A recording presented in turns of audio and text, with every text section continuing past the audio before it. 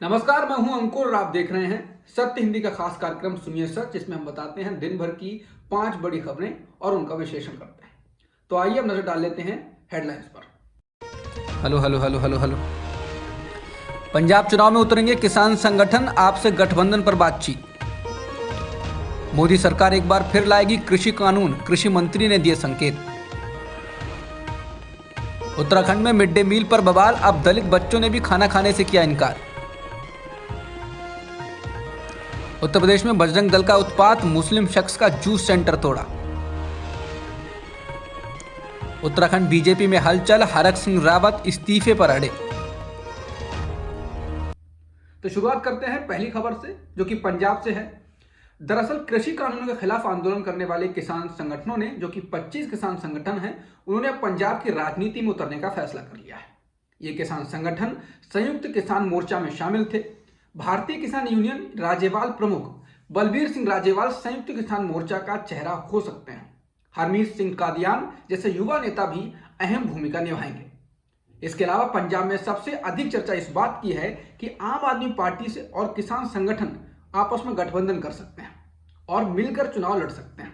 सूत्रों ने यह भी कहा है कि आम आदमी पार्टी के साथ गठबंधन के लिए बातचीत चल रही है, जिससे कांग्रेस की मुश्किलें बढ़ सकती हैं।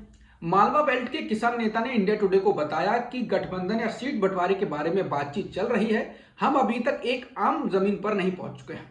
उम्मीद है कि जल्द ही एक समझौता हो जाएगा। किसान नेता ने कहा कि संभावना है कि हम 35 से 40 सीटों पर चुनाव लड़ेंगे, या आपके साथ गठबंधन किया जा सकता है या सीट बंटवारे की घोषणा की जा सकती है। हालांकि कुछ किसान संगठनों ने चुनावी राजनीति से दूर रहने का भी फैसला किया है। उनमें किसान संघर्ष कमेटी, जय किसान आंदोलन, दोआब संघर्ष कमेटी आदि शामिल हैं। अब देखना होगा कि पंजाब की राजनीति में किसान संगठनों के उतरने के बाद से क्या बदलाव आएंगे, क्योंकि उधर बीजेपी से कैप्टन ने भी हाथ मिला लिया है। तो पंजाब की राजनीति में जो दिन है, आने वाले दिन है, उनमें काफी उथल पुथल और हलचल होने वाली है। उस पर भी हमारी नजर रहेगी। अब बढ़ते हैं अगली खबर की ओर। दूसरी खबर भी कृषि कानूनों यानी कि किसानों से संबंधित है। दरअसल केंद्रीय कृषि मंत्री नरेंद्र सिंह तोमर ने अब संकेत दिया है, या कहें कि उन्होंने एक हिसाब से कह ही दिया है कि सरकार वापस से कृषि कानूनों को ला सकती है। कृषि मंत्री ने महाराष्ट्र के नागपुर में कहा कि हम कृषि संशोधन कानून लेकर आए थे, कुछ लोगों ने इन्हें पसंद नहीं किया। ये आजादी के 70 साल बाद प्रधानमंत्री मोदी के नेतृत्व में एक बड़ा सुधार था, ये उन्होंने कहा। इसके आगे कृषि मंत्री ने कहा कि लेकिन सरकार निराश नहीं है, हम एक कदम पीछे हट गए थे, हम फिर आगे बढ़ेंगे, क्योंकि किसान भारत की रीढ़ है। मालूम हो कि पिछले महीने प्रधानमंत्री मोदी ने टेलीविजन पर राष्ट्र के नाम संबोधन देते हुए ये कहा था, कृषि कानूनों को वापस लिया था और ऐलान किया था कि शायद हमारी तपस्या में ही कुछ कमी रह गई थी। उन्होंने कृषि कानून वापस लेने का ऐलान करने के साथ ही इसके लिए देश से माफी भी मांगी थी। हालांकि अब जब कृषि मंत्री ने ये जो संकेत दिए हैं कि कृषि कानून वापस से आ सकते हैं, तो आगामी जो 5 विधानसभा के चुनाव हैं, और मुख्यतः उनमें पंजाब और जो उत्तर प्रदेश और उत्तराखंड हैं, उन पर कुछ फर्क इसका पड़ेगा, क्योंकि अब ये खबर तेजी से उठ रही है। तो वो भी देखते हैं और इसमें जो भी अपडेट होगा वो भी बताएंगे। अब अगली खबर की ओर बढ़ते हैं। तीसरी खबर उत्तराखंड से है, मिड डे मील से संबंधित है। मिड डे मील को लेकर वहां पर बवाल मचा हुआ है और उत्तराखंड के चंपावत जिले की बात है। इसमें सूखी डांग गांव के एक सरकारी स्कूल में दलित भोजन माता के हाथ से खाना न खाने के मामले में अब नया मोड़ आ गया है। स्कूल के प्रधानाचार्य ने एक पत्र लिखकर बताया है कि स्कूल के दलित छात्र छात्राओं ने भी सामान्य वर्ग की भोजन माता के हाथों से खाना खाने से अब इनकार कर दिया है। इस मामले में उत्तराखंड के दलित संगठन भी मुखर होकर सामने आए हैं। प्रधानाचार्य के दस्तखत से जारी इस पत्र में कहा गया है कि यदि दलित भोजन माता के पकाए भोजन से सामान्य वर्ग के छात्र छात्राओं को नफरत है, तो वे भी सामान्य वर्ग की भोजन माता के हाथों से बना खाना नहीं खाएंगे और अपना खाना घर से लेकर आएंगे।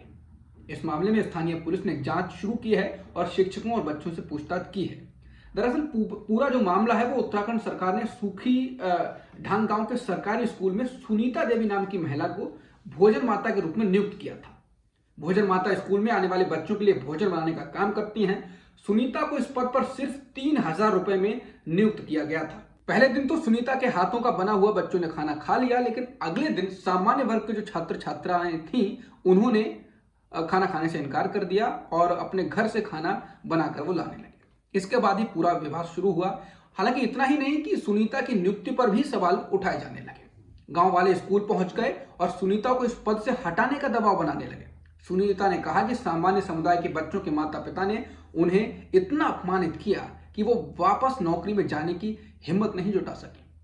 उन्हें इस बात का भी डर है कि कहीं उनकी नियुक्ति को अवैध ना घोषित कर दिया जाए, जबकि स्कूल की ओर से कहा गया है कि सुनीता की नियुक्ति नियमों के हिसाब से हुई है। तो ये मुद्दा लगातार गरमा रहा है, 2-3 दिन से पहले से चल रहा है और अब इसमें नया मोड़ जब आया जब सामान्य वर्ग की बहुजन माता के हाथों से दलित बच्चों ने खाना खाने से इनकार कर दिया। अगर इसमें कुछ आगे की अपडेट आती है तो अगले कार्यक्रम में बताई जाएगी। तब तक के लिए अगली खबर पर बढ़ते हैं। यह खबर है बजरंग दल के उत्पात से संबंधित। दरअसल बीते कुछ दिनों से बजरंग दल का उत्पात तेजी से बढ़ा है। उत्तर प्रदेश के मुरादाबाद में न्यू साई जूस सेंटर नाम की एक दुकान को दक्षिणपंथी संगठन बजरंग दल के लोगों ने बंद करा दिया। इस दुकान को एक मुस्लिम शख्स मझौला इलाके में पिछले 15 साल से चला रहा है। दक्षिणपंथी संगठनों के लोग गुरुवार को दुकान में घुस गए और इसमें तोड़फोड़ करने लगे। उन्हें उस दुकान के नाम को लेकर आपत्ति थी। बजरंग दल के कार्यकर्ताओं का कहना था कि साईं बाबा हिंदू देवता हैं और मुस्लिम दुकानदारों को अपनी दुकान का नाम बदल देना चाहिए।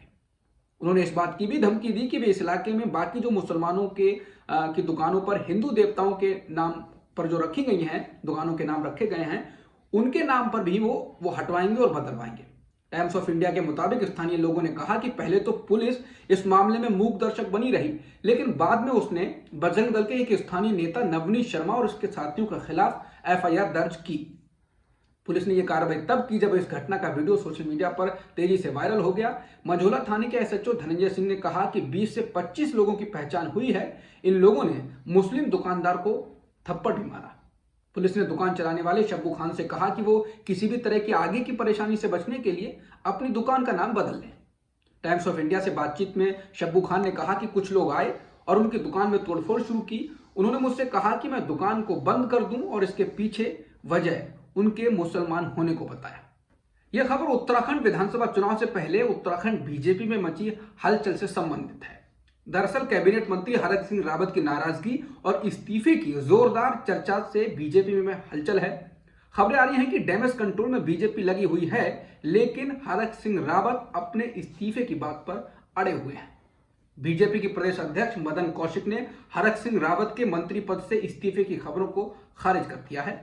उन्होंने कहा कि बीजेपी में सब कुछ ठीक है, लेकिन इंडिया टुडे के अनुसार हरक सिंह रावत अपने फैसले पर टिके हुए हैं और एक विधायक ने उनसे मुख्यमंत्री से बात कराने के लिए भी कहा, लेकिन उन्होंने बात करने से इनकार कर दिया। वहीं विधायक उमेश शर्मा काऊ ने कहा कि हरक सिंह रावत कोटद्वार विधानसभा क्षेत्र में मेडिकल कॉलेज बनाना चाहते हैं और इसी को लेकर उनकी कुछ नाराजगी थी, जिसे अब दूर कर लिया गया है।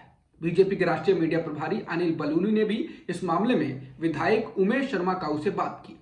वहीं एजेंसी की रिपोर्ट के अनुसार बीजेपी विधायक उमेश शर्मा काऊ ने कहा कि हरक सिंह रावत की चिंताएं दूर कर दी गई हैं और कोई कहीं नहीं जा रहा है।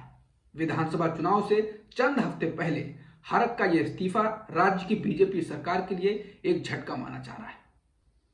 आज की खबरों में इतना ही। अगले बुलेटिन में फिर मिलेंगे नई खबरों के साथ। तब तक के लिए धन्यवाद। सत्य हिंदी का ऐप डाउनलोड करें गूगल प्ले स्टोर पर।